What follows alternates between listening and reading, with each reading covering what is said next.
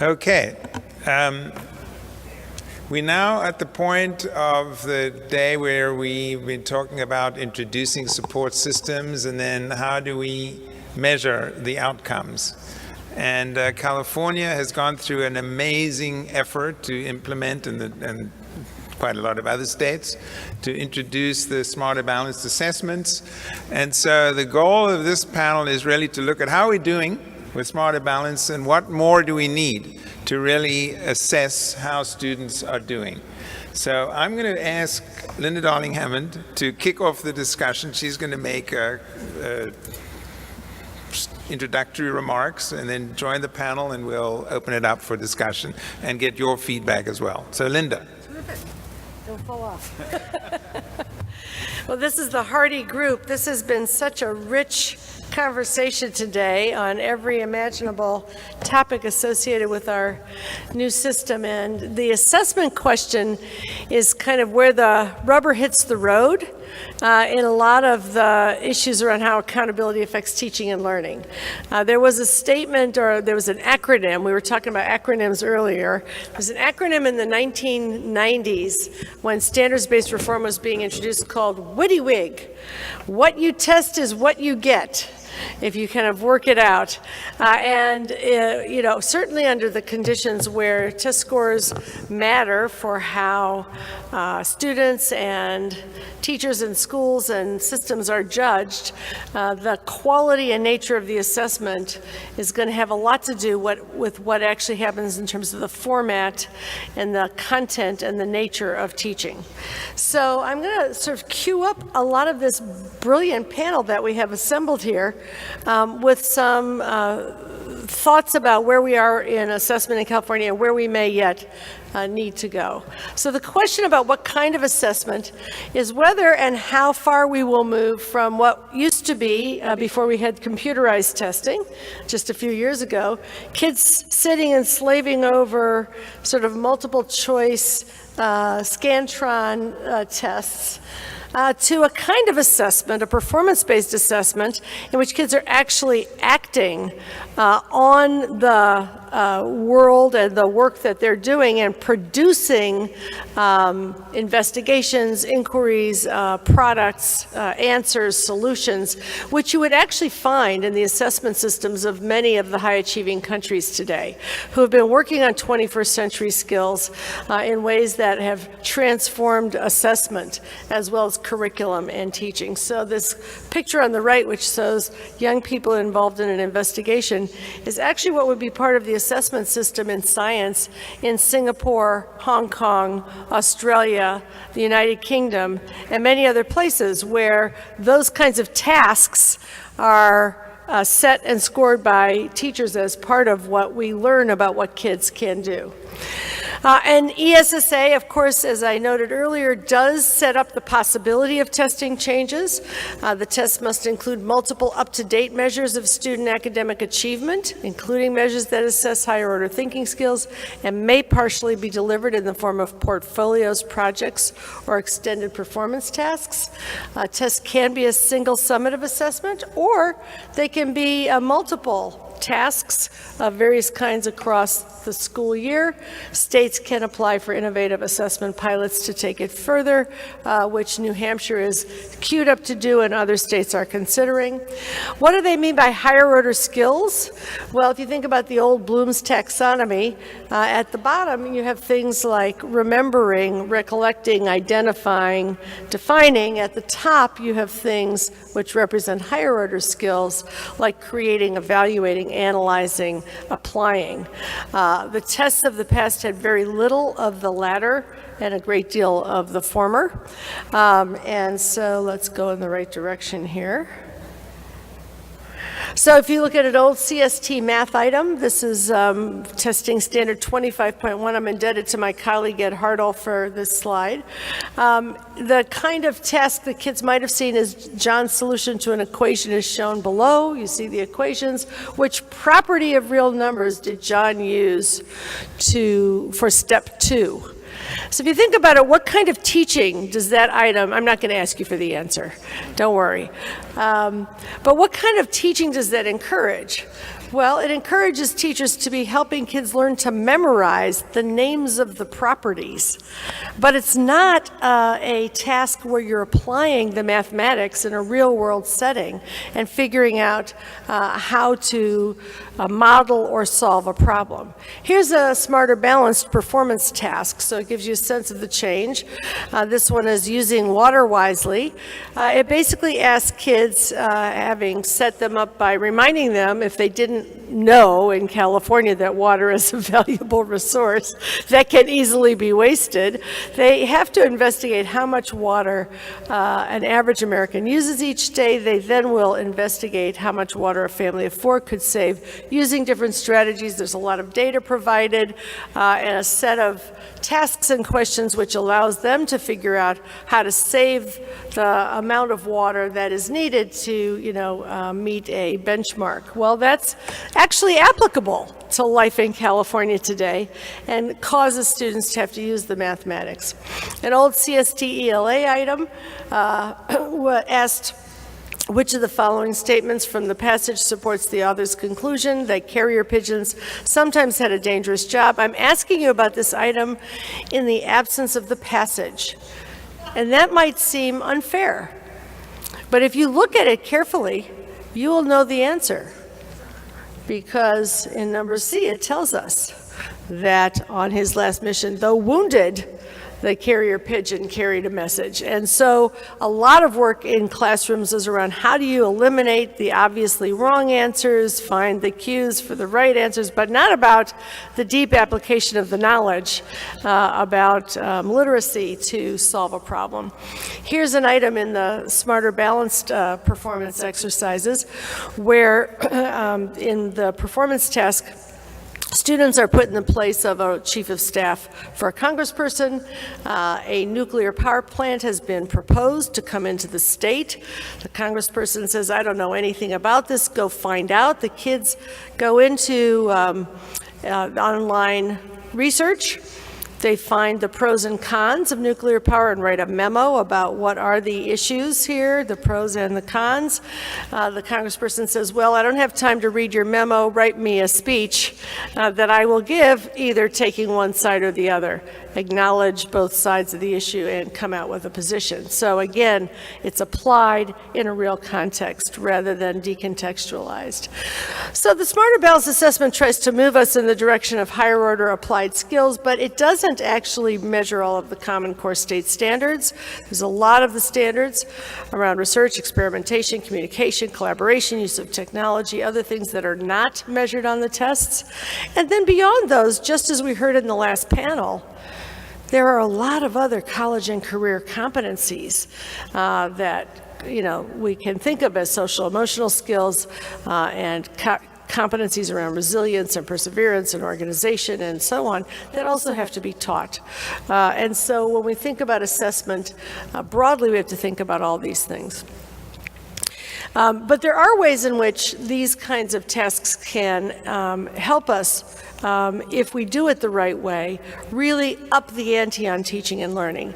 And so this little building educator assessment literacy slide, which is about Beal, which Ray can tell us more about as one of the key persons designing this, had teachers in California and 3 other states come together and learn to score the performance tasks in Smarter Balance, the kinds of tasks that I just showed you. And then talk about the application of what they had seen by learning to score for their curriculum and instruction.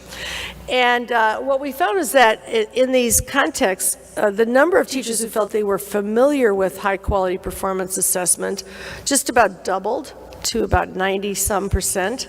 The proportion who felt they had sufficient training to support the shift to smarter balanced increased by threefold in a 2-day professional development.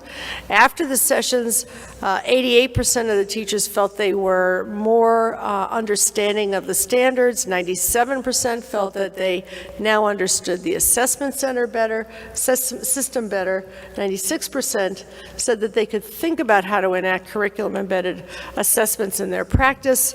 And teachers said things like, we're moving in the right direction, I am very excited and rejuvenated. After the drill and kill years of NCLB, I can finally teach real skills students will use. Performance tests are a better way to authentically assess what students know. They give teachers the ability to understand how they think about the mathematics in context. Another noted that the experience dramatically impacted my future instruction, and many teachers felt that way. And as one said, we often hear this in this context. This was probably the most productive professional development I attended in my 13 years of teaching. It would be great to offer it again into more districts. So part of the question for us is not just what do we assess, but how do we involve teachers in the process of designing and scoring assessments, and will California be able to continue that? We're moving along an assessment continuum from sort of traditional multiple choice tests towards a little more higher order thinking skills in the smarter balanced context. But there are kinds of tasks and assessments like the ones that the Innovation Lab Network have created and those in places like Singapore that give students more and more challenge and more initiative in the assessments. So another thing that's available to us to think about, and again I'm going to punt to Ray to say more about this, is the CCSSO Scale Performance Assessment Resource Bank that a number of states are using to put even more richly embedded performance tasks into their systems. New Hampshire is engaged in work like this where kids take up tasks that might take days or even in some cases weeks to solve a problem, investigate it, and write it up. One of the science performance tasks asked them to design an energy efficient vehicle, test it out, and redesign it. That's not unlike a task that you would get in the system in the United Kingdom or Singapore that kids would do. And finally, there are schools across the state, more than 100 of them involved in the California Performance Assessment Collaborative, which I know Roneeta will say more about, who are looking at who are already using portfolios as the basis for graduation, where students assemble work that is rich inquiry in science and mathematics, social science, as well as literary analyses and so on. This kind of work is going on across the country where students demonstrate competencies, including social emotional skills as well as academic skills, in the ways in which they actually will be used in college and in careers. And we found from studies of schools that use these systems across the country that the kids are not only more likely to be accepted to college, but they're much more likely to stay in college than is typically the case. And they'll tell you that it's that ability to plan and do deep inquiry, defend their work and their ideas to a panel of judges, to be able to be resourceful and organized enough and resilient enough to do this work, to talk about it effectively, that has helped them be ready for college. So another question for us is, how are we going to think about the kind of assessment we use going forward in the context of graduation, in the context of building 21st century skills? With that, I'm going to stop and we're going to talk about this.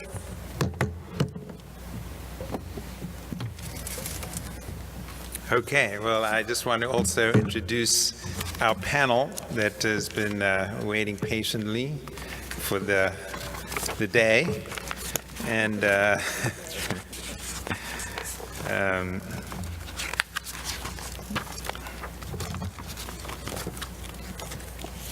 we don't have the list here, but I can introduce Roneeta Guha with Learning Policy Institute, Great to have you here. Carmelita Reyes from the Oakland International School. Ray Pecheone, Stanford University, been working on smarter balance and testing for a long time.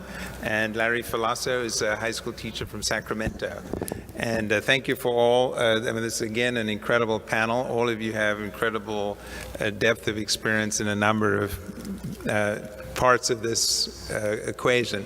I am going to ask you later to come up and share some of your experiences with Smarter Balanced.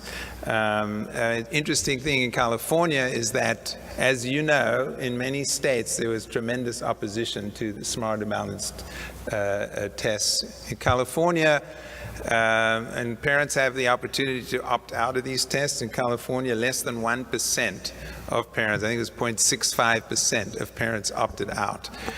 But that doesn't mean to say that we're getting the information that we need, and that students are up to speed in terms of taking the Smarter Balance. So I'm going to ask Larry first. Larry, you're a high school teacher, and maybe also tell us a little bit about your blog that you're writing, that people can follow your work there. But what has your experience been with Smarter Balance at your school? Sure. Well, I can talk a little bit about my experience and my experience with my colleagues, and then also, as Louis mentioned, I am fairly active on social media and got feedback from other California educators. I think it falls into sort of three categories.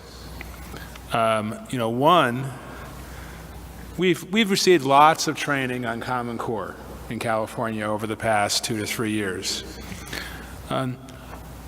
I'm not sure if there's a whole lot of confidence or knowledge from many teachers that if Smarter Balanced actually accurately measures what has been taught. And I know Linda mentioned that the workshop that you did, I suspect or somebody did. I think that probably a very minuscule number of educators in California have that experience. So there's not a whole lot of confidence, or it's a question. I don't say a lot. There's a question about how well it evaluates it.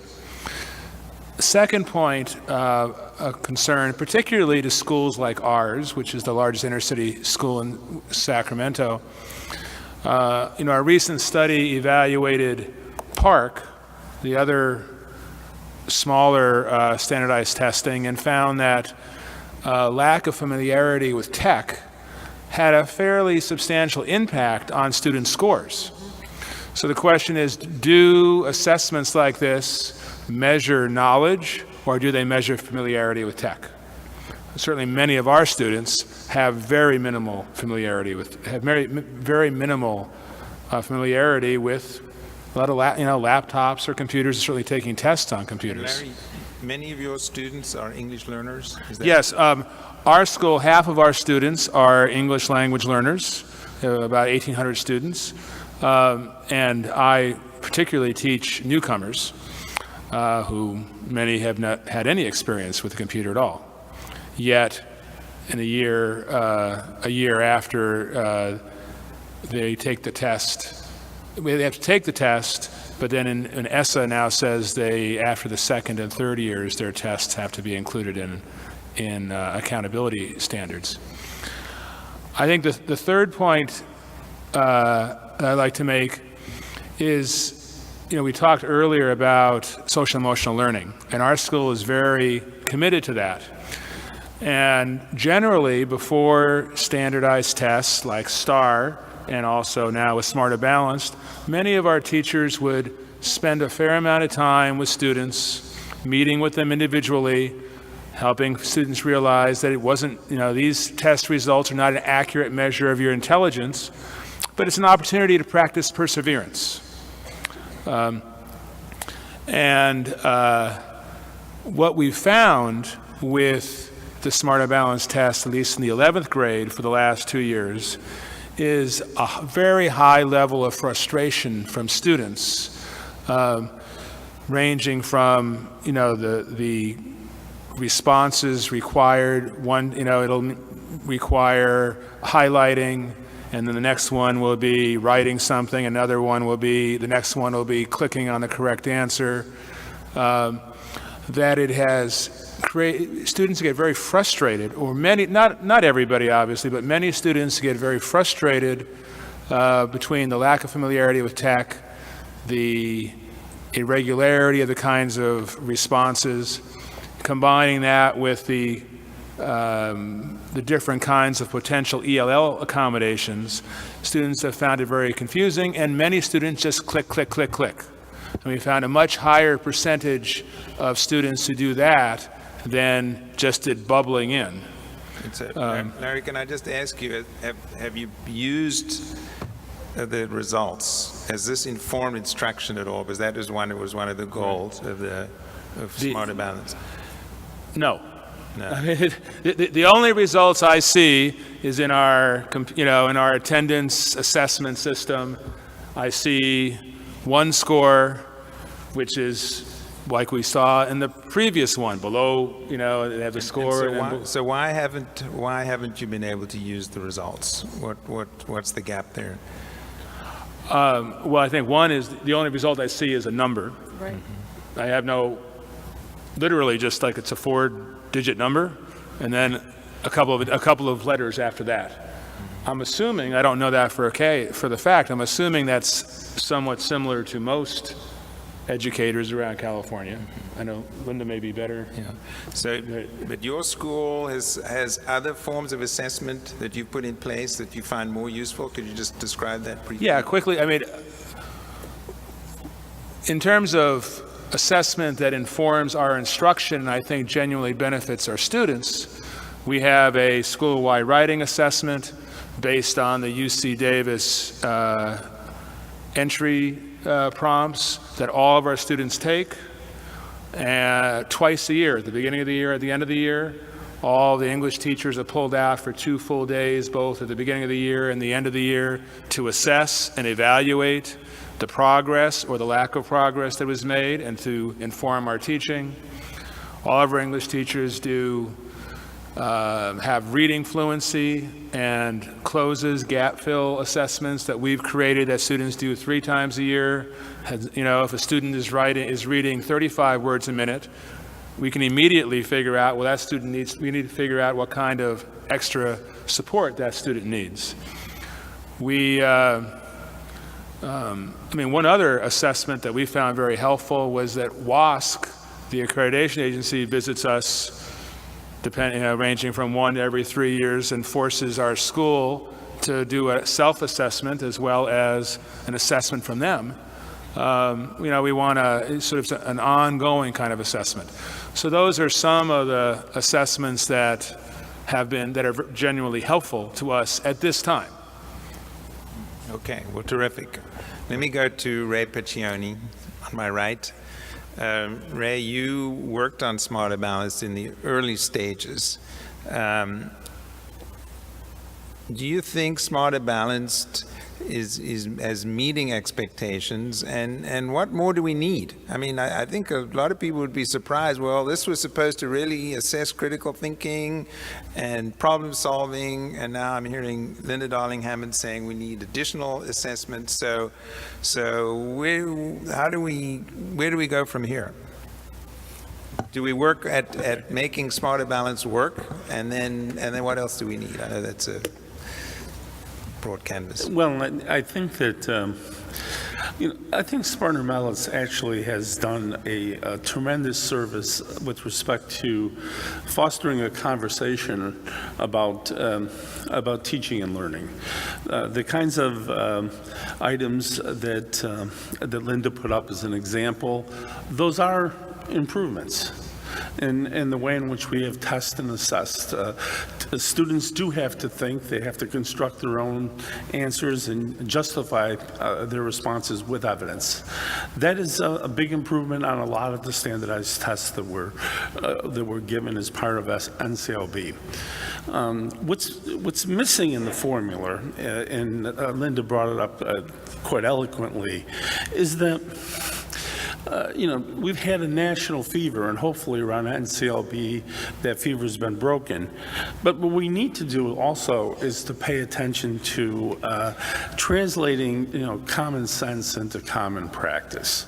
Tests can only do so much, especially standardized tests that are timed, that require seat time. They can only go so far. So the common sense that we've missed in this process is that what teachers do day to day, week to week, month to month, should count as part of an accountability system. And the way in which it counts is tasks that are designed and developed to promote critical thinking. They shouldn't be simply parachuted into curriculum and then asking teachers and students to sort of make sense out of it with respect to where it fits in their scope and sequence. Those tasks should be instructionally embedded. They should be part of the scope and sequence of the instructional process that is what the teachers are actually teaching, the enacted curriculum.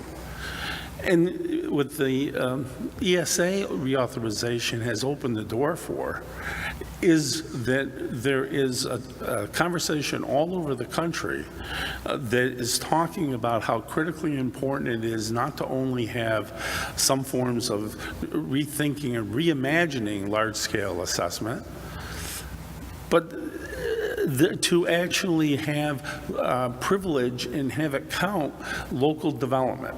Now, I'm not saying just put anything together as part of local assessment. There are ways in which that local assessment can be scientific and meet high-quality standards. There are exemplars that could be provided. Linda mentioned the Performance Assessment Resource Bank that we have curated in order to show people what good work might look like. Not to say take the task from that bank and put it into your curriculum as is, but to modify those tasks so that they really do fit the curriculum in which you're teaching.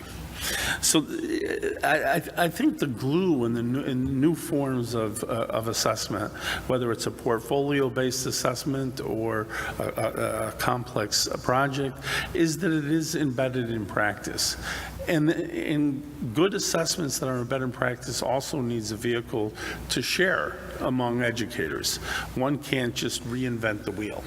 There's good work to be done. There's auditing and quality reviews of tasks so that one could have tasks that are trustworthy and reliable and valid. So when I'm imagining, I think Smarter Balance has opened the door.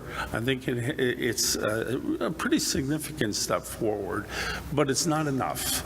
And I think the next generation, what I would hope, and I know it's actually being discussed in the Smarter Balance team, that it would be much more practice-based, that there would be more opportunity for curriculum-embedded work as part of that process.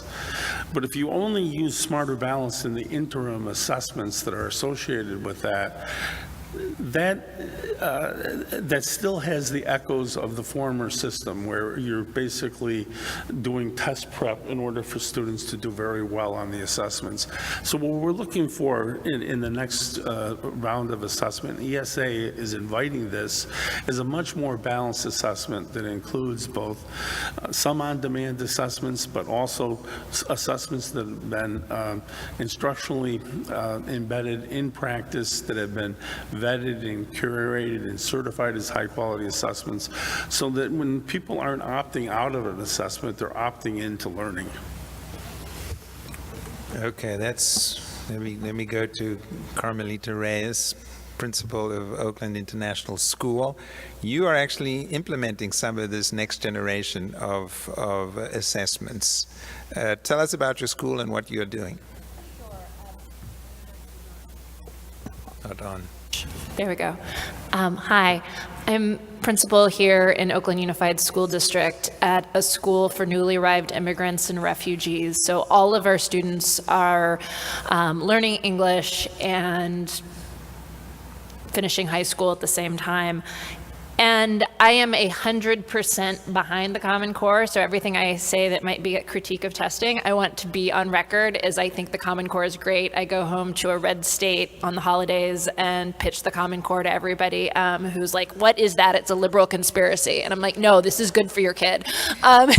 So I very much have the same experience as Larry, that it is not a great assessment for our students. It doesn't result in my students who are newly arrived immigrants. It doesn't result in actionable information for the teacher about what kids can and cannot do and what they know and cannot know, because so much of it is like a factor that they don't know a particular vocabulary word and therefore miss the point of a question, or technology is definitely an issue for most of our kids. They have never touched a computer before they came to our school.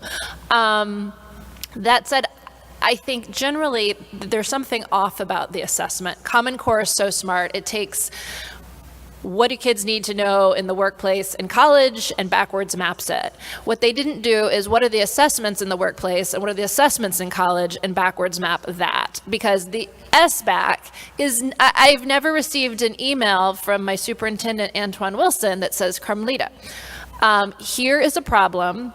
Don't talk to anybody. I have 3 attachments. You must solve the problem all by yourself by the end of the day. That's just not how we solve problems in the workplace.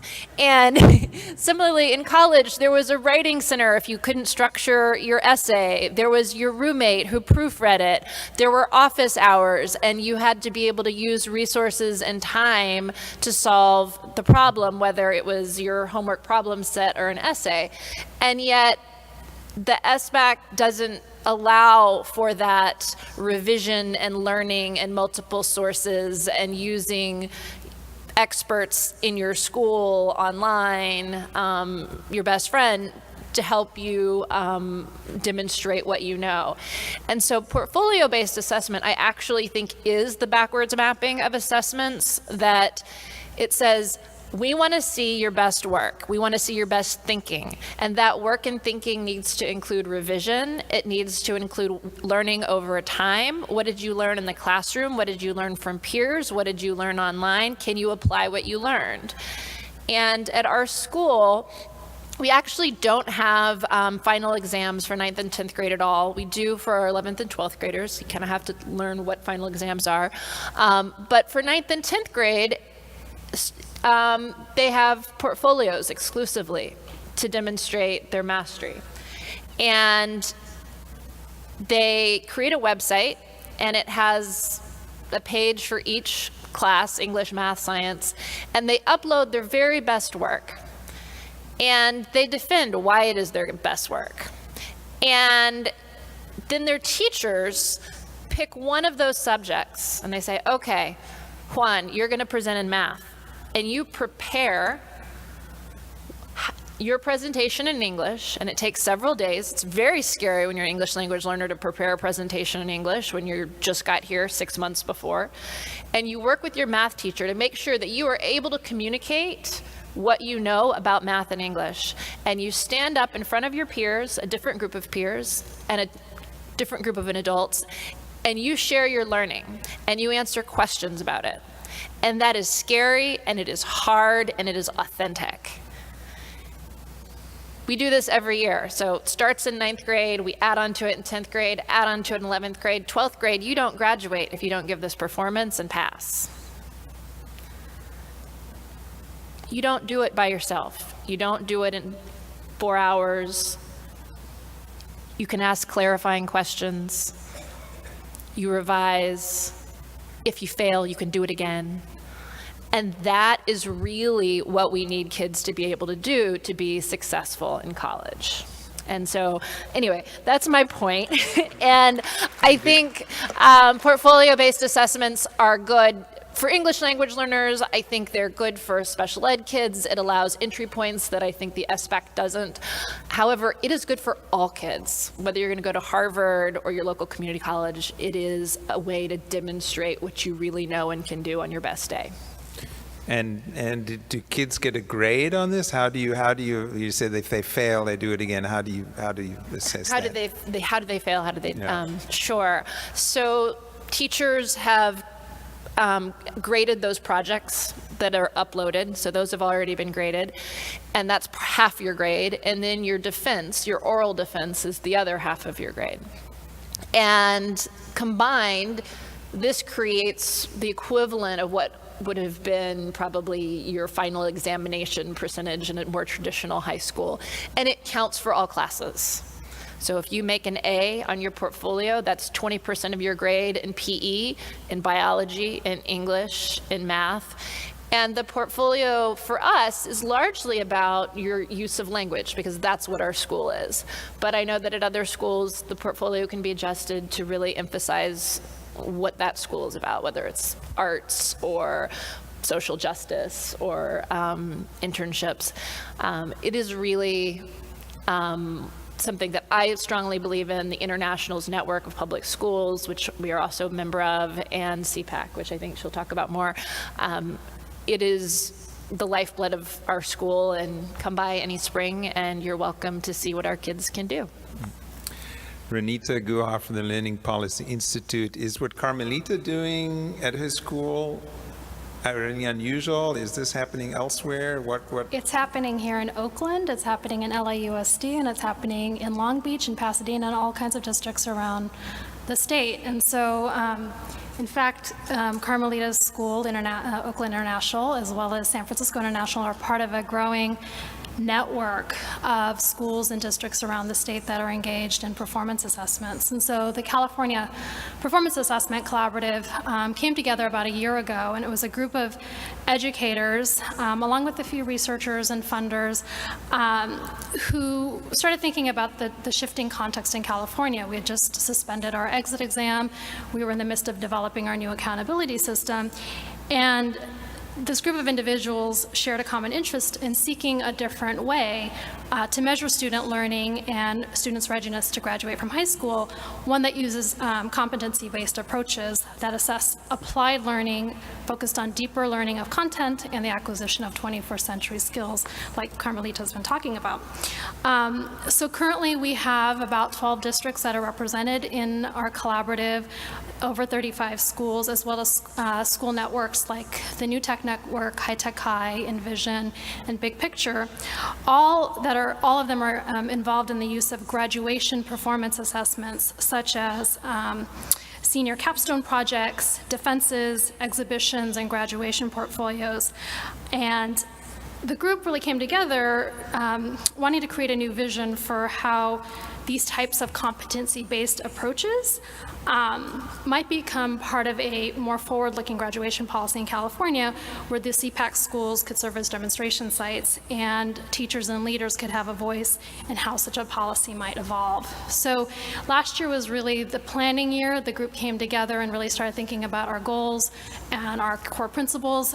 What's really exciting about the collaborative is that it brings together research and policy and practice, and is really driven by practitioners with some support from our team at the Learning Policy Institute. So some of the core goals of CPAC, one is to build a statewide learning community focused on implementing robust and high quality performance assessments, with CPAC members collaborating to deepen and refine their assessment practices through regular meetings, webinars, through site visits to each other's schools. And so the real goal is for folks to learn from each other and to learn from some of the more advanced schools and networks like the international schools.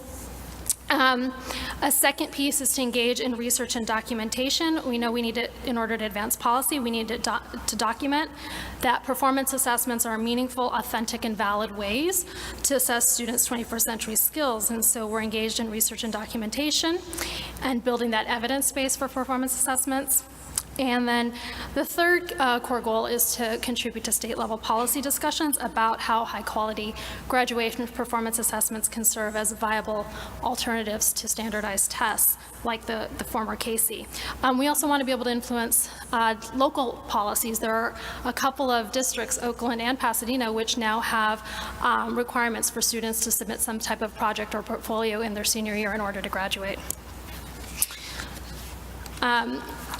One of the things that we are very clear about is these schools and networks are all, we're not trying to standardize practices across these schools and networks. Rather, we want to have a shared set of common principles that we worked on last year, and those principles have to do with, so these are principles that all these schools and networks have agreed to, which is that they align their performance assessments to clearly articulated student competencies such as critical thinking, communication, collaboration, that students must, that there must be some kind of collection or exhibition of student proficiency, that students have to present their work in front of an authentic audience, such as teachers, peers, parents, industry officials, and community members, that there are rubrics and or clear criteria of competence that have been developed, and really a couple of really important things. One is that the data from these assessments are used to inform curriculum instruction, that these are, as Ray was saying, these aren't just random assignments. These are integrated into curriculum and instruction and are in service of improving teaching and learning. Really important is the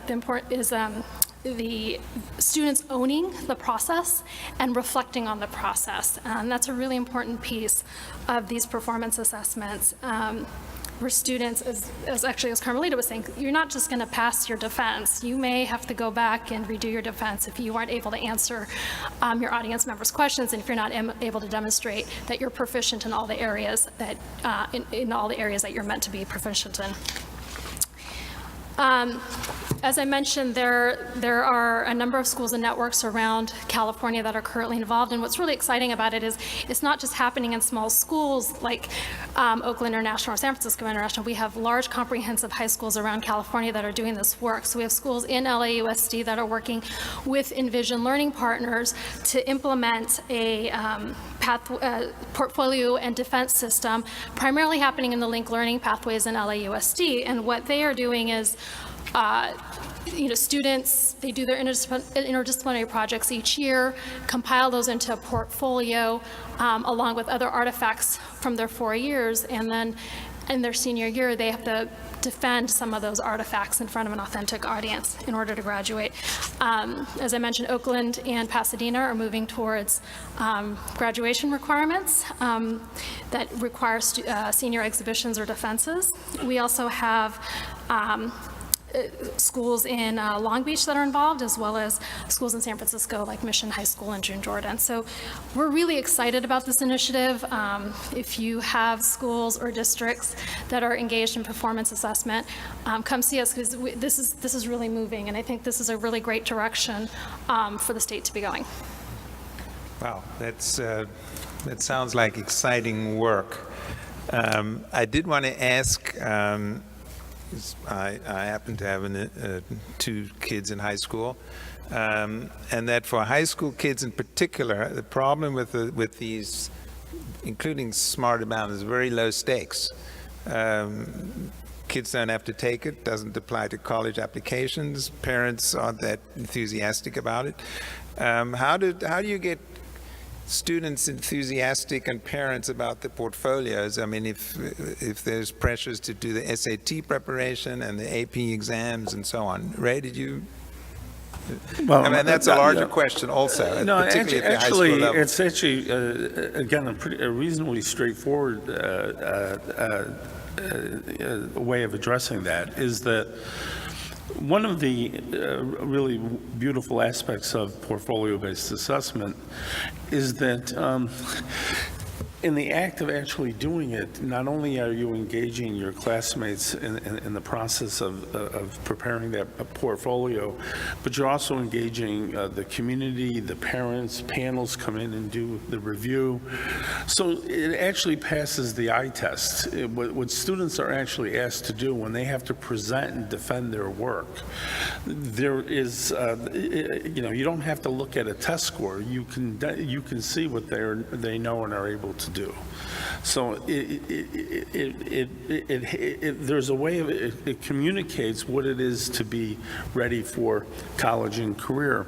And I want to say one other thing, because I know other folks on the panel would want to also weigh in on this, is that we did a longitudinal research study where we followed, in this case, it was Envision students into their next career, whether it's a 2-year college or a 4-year college, and we followed those students for 4 years. Not only did the students persist and matriculate in college, the students that went to college, which was about 95% of the Envision population, either 2-year or 4-year, they completed college at a rate of 90% plus. Now, when you compare the students that with the same demographic background that are in the Envision schools, with respect to national data, they far surpassed national performance. National performance was around 40% of those students actually went to college, stayed enrolled, and completed college. So if you wanted to convince a parent of the value of a deep engagement in learning, where they have to demonstrate their knowledge and understandings, I think that is tremendously compelling evidence. And in addition, a number of schools that are engaged in some forms of performance assessment, it doesn't have to necessarily be portfolio-based, but authentic assessment, their test scores, even on standardized tests, surpass schools that are not involved with performance assessment. So there is growing evidence that, in fact, this makes a difference. And Linda Darling-Hammond wanted to. We're having a conversation about artificial assessment and authentic assessment. And that little continuum slide that I showed, which sort of showed us way at the far left with the multiple choice tests, which I said had to do with the low-level skills versus high-level skills, is also about artificial assessments that are very remote from what you actually do with knowledge in the world to authentic assessments, which are, represented by the kinds of things we've been talking about here. And it turns out that artificial assessments are not as strong a predictor of how well you're going to do in those later life circumstances, college and beyond, as more authentic assessments. So 850 plus colleges and universities have also become test optional. That is, they're not requiring the SAT or the ACT at this point.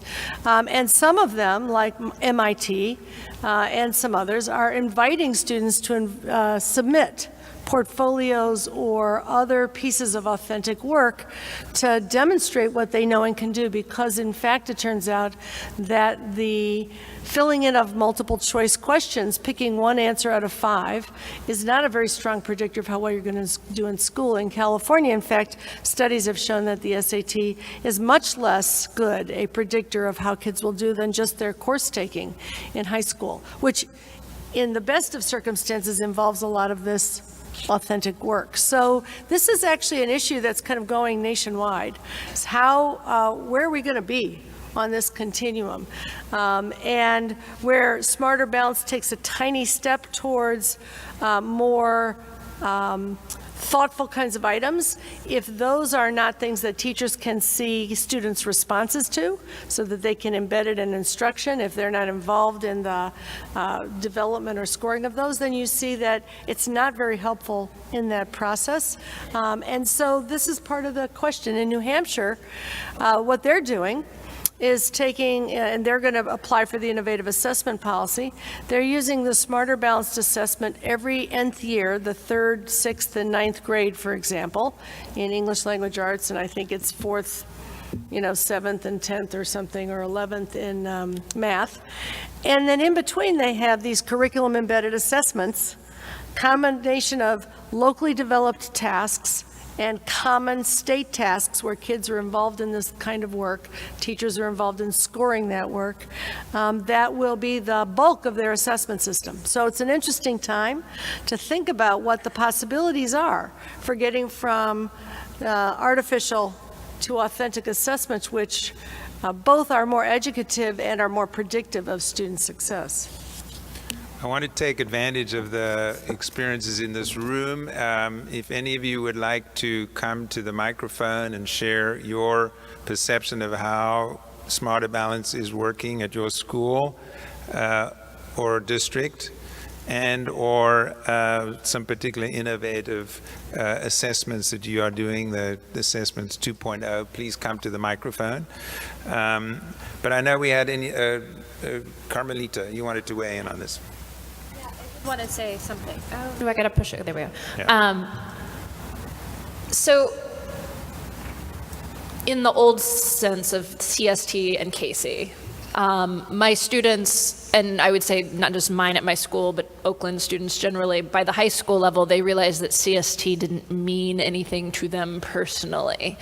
And very much the good kids, the diligent kids took it very seriously, and everybody else filled in the bubbles and, went to the gym.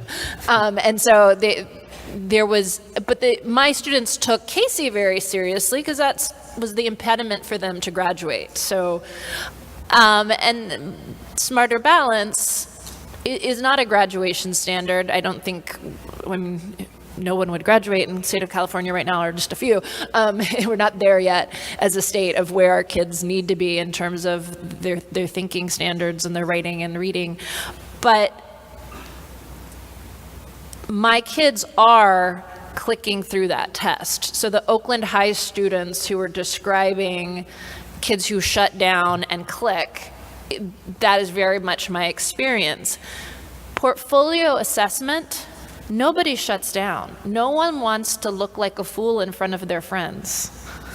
Everybody comes prepared, or as prepared as they think they should be. Sometimes they have to represent because what they thought was prepared wasn't prepared, but they are really trying. And they know that their teachers are there, their girlfriend's there, their boyfriend's there, the person, their best friend is in the room. They don't want to look bad, and they come prepared in a way that is very different from an anonymous test that you can fail very quietly without anyone knowing. You just put your head down and you just click, click, click. Nobody knows if you're doing well or not. Click, click, click. But when you have to stand up and defend what you know, it is very obvious. And so kids take it quite seriously. Quick comment from Roneeta, and then we'll go to the mic. I would just add the other piece in terms of having an authentic audience, but also owning the work. Often in a lot of these defenses and exhibitions, students decide what their project is going to be. And so they may spend 2 weeks or a month or 2 months researching a topic that's of interest to them, something that might be an issue in the community. So they're actually invested in the content in a way that they aren't going to be on a performance task on the SBAC. Teachers are invested too. Yeah. What was that, Carmelita? I was just saying that teachers are very invested in the outcomes. I taught that kid, I taught that subject. That was a unit that we did. I taught them research skills in 10th grade. Were they able to demonstrate it in their senior portfolio? And so I think the school community of educators are much more invested, frankly, in the results. Okay, we'll go to a question. First of all, thank you very much for the forward direction that you've indicated that assessment is going. I'm 75 years old. I mention that because at NBC Education Nation just a few years ago, a young lady in her 30s perhaps, heading up a panel about assessment, said, I don't understand what the big deal is. Haven't we always had standardized tests, all of us? And I, in the first Q&A, said I've taken 2 in my lifetime. One was in 9th grade in Michigan when I grew up.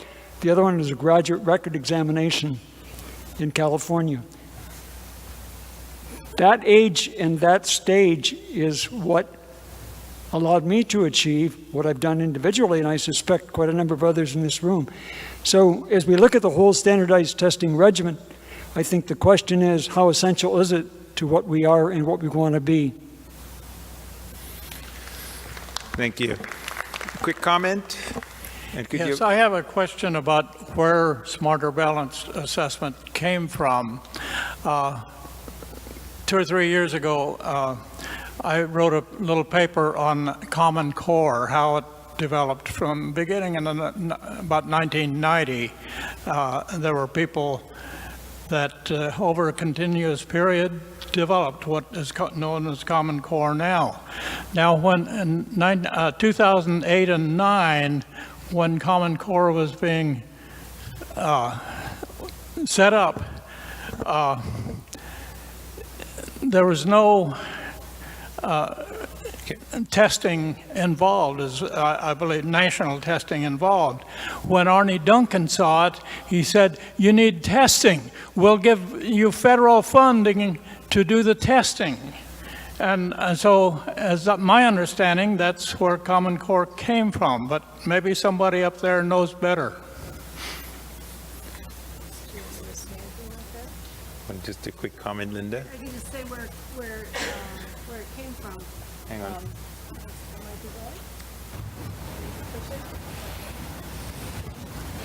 All right, there we go. Yes, there was a federal grant that was put out for the development of assessments that states could collaboratively bid on. And a number of states came together to develop Smarter Balanced, and another group of states came together to develop PARC. So they did come about in response to federal assessment development money that was put on the table in response to that. Okay, great. One question which we have not addressed, I'm just going to turn to Larry about this because this has been one of the core issues, not in California, but using Smarter Balanced scores to assess, evaluate teachers and schools. And schools. Yeah, we were just talking about it, Linda called it the elephant in the room, right? One question I have is, what is the purpose of the tests? If it is to label schools, to help parents shop for schools, really you can do that with the zip codes without tests. If it is used, if the purpose is to help schools and teachers improve practice, then the issue is, what practice is incentivized?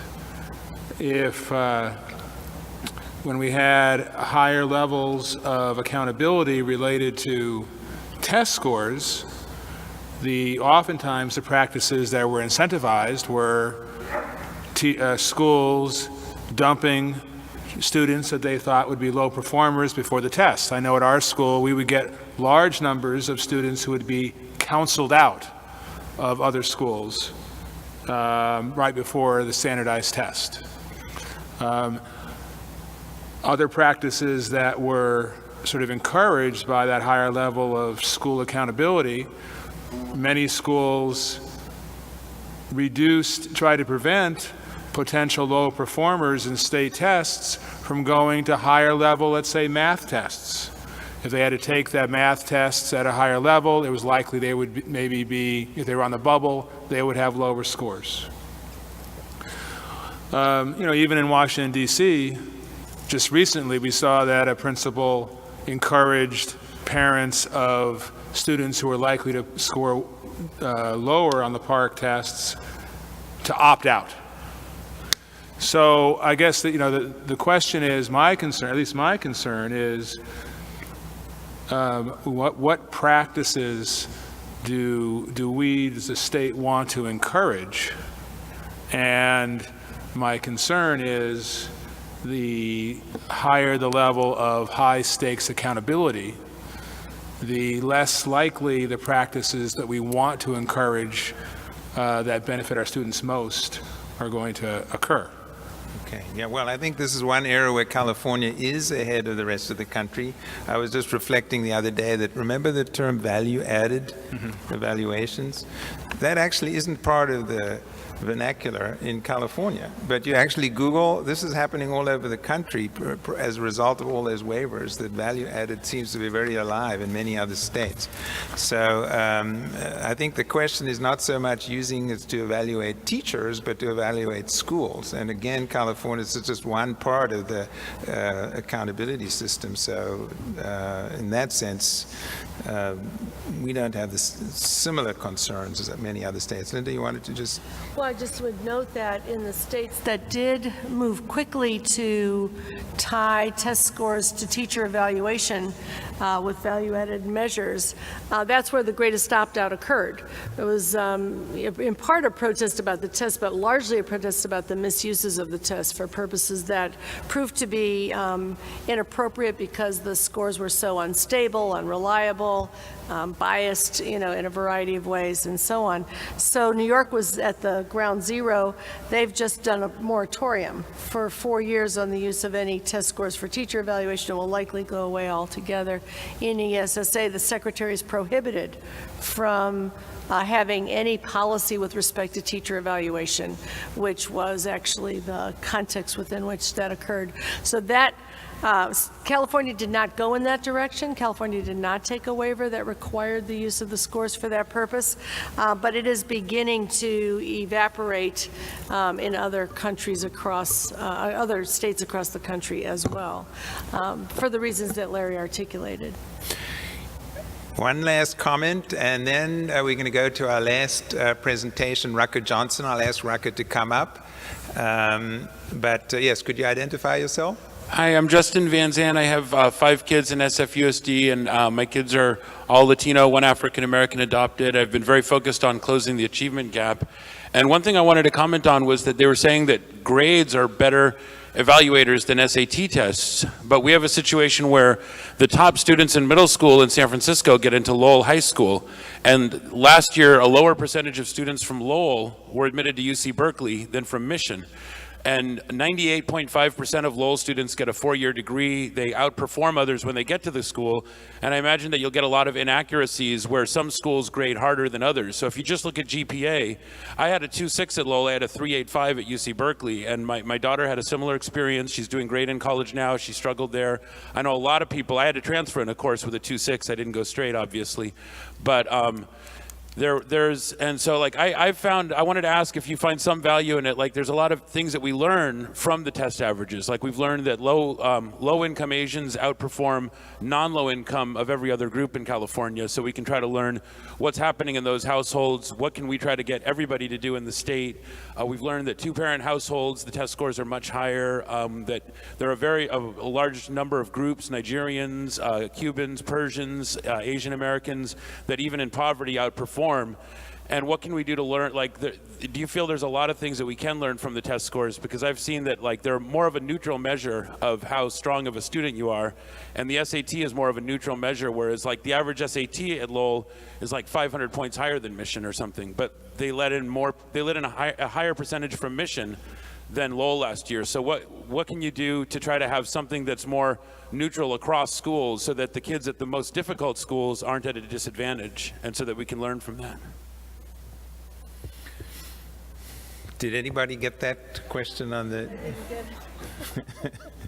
I think that was more a statement than a question, but well, I'm just thank asking, you. like, how can we make sure that it's fair? Because, like, right now, Lowell kids are not being treated fairly compared to Mission. I mean, it makes no sense. And if you look at the performance at Berkeley, the Lowell kids do far better. So if any group does better once they get to university, it's unfair to them because they're not being judged fairly, so they're getting cut from the university before they get a chance to go. So that's what I'm saying is I think that if you just look at grades, it's easier to get a high GPA at a school like in Reading where 10% of the kids go to college than at a school like in Palo Alto where 90% go to college. It's going to be, your grade point average is going to mean more if you're at a more difficult school, higher standard. Thank you. The sound is actually tough up here. It was kind of hard to follow that. But Enough of it to offer one thought. I think the question had, we couldn't hear a lot of it, but I think the question had to do with, whether grades at one school mean the same as grades at another school, and how do you equalize for that? Class rank is one of the things that you were referencing, but it's also one of the indicators that's stronger than most test scores. Among those schools that I mentioned that are now test optional, they did a study about what happened and to what extent the absence of test scores made a difference in performance. And again, they found for those who did and didn't have scores and grades that even though kids come from different schools with different probably levels of academic rigor and